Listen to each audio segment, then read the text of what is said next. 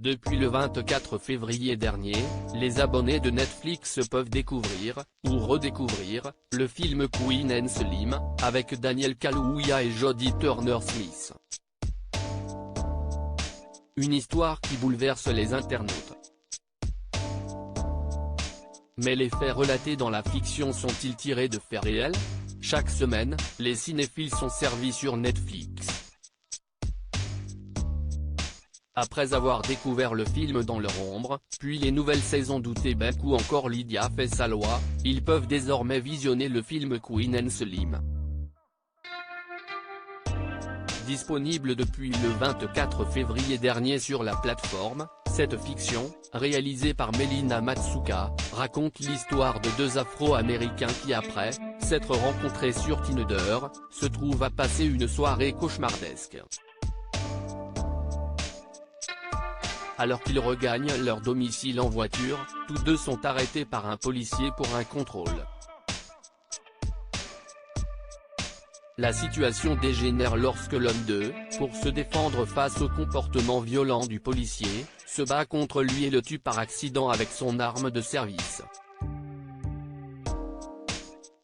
Ils entament alors une cavale, soutenue par le mouvement Black Lives Matter.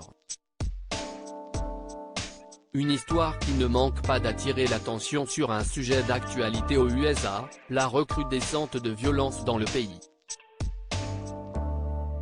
Pourtant, contrairement à ce que certains pourraient penser, l'histoire relatée dans le film n'est pas tirée de faits réels.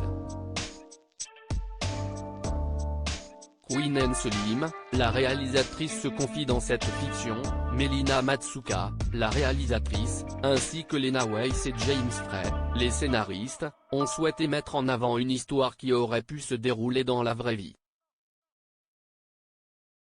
Nous voulions que notre communauté puisse se refléter dans ces personnages, raconte la réalisatrice dans une interview accordée à Allociné. Leur souhait? Mettre en avant une communauté solidaire, où l'entraide existe encore. C'est ce qui m'intéressait, pour changer des clichés sur l'égoïsme, explique Lena Waithe dans un entretien accordé à Vanity Fair. Par ce scénario, Queen and Slim s'inscrit dans la même mouvance que d'autres films à succès, comme The Hat to Give, ou encore la série Atlanta.